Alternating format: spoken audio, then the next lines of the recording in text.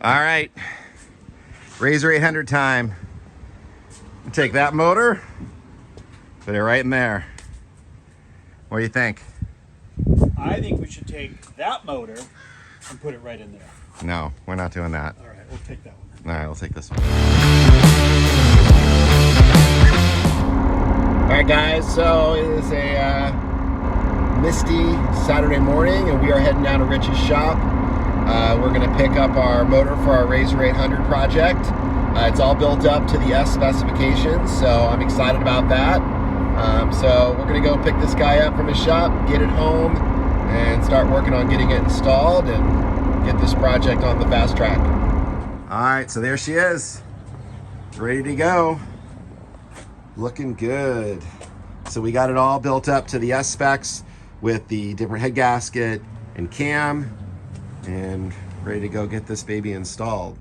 All right, so I thought I'd show you guys some of the carnage that Rich experienced when he tore open the motor.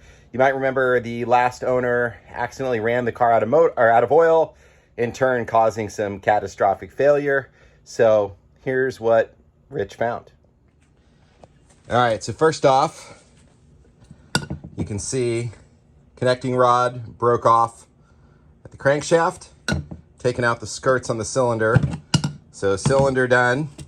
We needed a whole new crank because the assembly with the rods and the crank are all one. We went ahead and did new pistons because at this point, I mean, that one's, I'm sure, not good. And if the other one was in good shape, it just makes sense at this point to take care of all that. And then it proceeded to take out the camshaft, broke it into 3 pieces, which doesn't always happen. So I'm glad we did decide to order the S camshaft. This camshaft theoretically could have been fine, but obviously opening it up, that's not the case. So that's not good. That shows you what happens when you run one of these motors out of oil. So yeah. Okay, so here's the plan.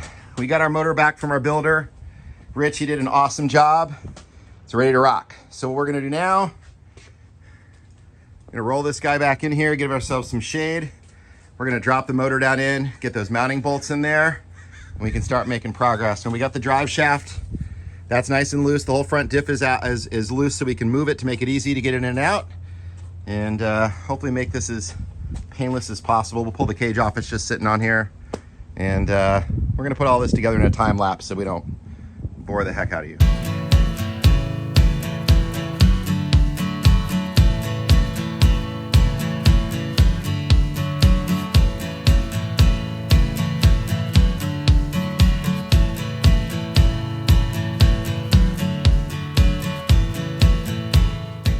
All right, hopefully the time lapse worked. Little navigation of the motor, and she is in. It looks great. We went ahead and got the drive shaft on. It needs to be a little bit lined up and slid back because the front diff is still loose, so I gotta take care of that.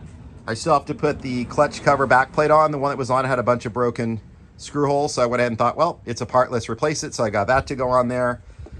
So a lot of wiring stuff to clean up still. I'm gonna put a new battery in it, hook everything up. But it feels really good to get this motor back in the car. And I have to say, there's no axles in it yet still, but it really widened up quite a bit. Of course, when you put the motor in it, the whole car drops down. But having the S arms on it, and then with the spacer and the 1000 wheels, looks really, really good. So I'm pretty happy about that. So moving forward, I got to work on the cage a little bit.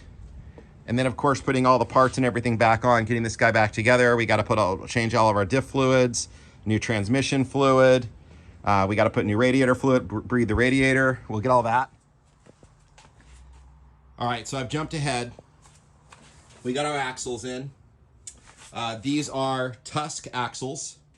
They fit really well. They're very affordable.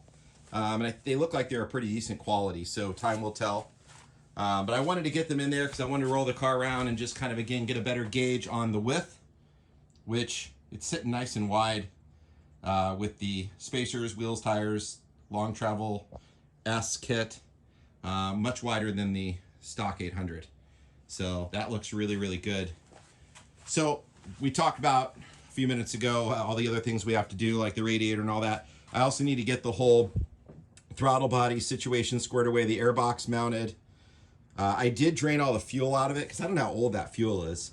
And I don't want to put old fuel in here. One thing, when you go to the S, it is recommended that you run 91 octane because the engine is at a higher compression, having the thinner head gasket. So I went and got whatever was in there out of there. We'll put fresh 91 in it, so we're good to go there. So I think that is going to kind of wrap it up for this video. I also need to take the cage off, and I've started welding. This is just a quick crappy weld job to kind of fill in material, but I got to re-weld these. The original owner had cut the cage and like slotted it with some bolts because he wanted to take the top of the cage off periodically. So I'm not dealing with that. So got to finish welding that up. I'm going to paint the cage. I also still need to strip the roof. I'm going to do a little work on the roof. I'm actually going to maybe kind of bend the back wing on it down a little bit so it sits a little more low profile. We have to get our doors ordered. So still a lot to do, but I feel good, like we've made some progress. You know, the hardest part, getting the motor back from the, you know, builder and rebuilt in, is in there. So that's it, guys. Thank you for everyone who has liked and subscribed. And we're going to get back on this. I've got, again, some other stuff, some boat things and stuff going on, but we're going to be right back on this really quickly.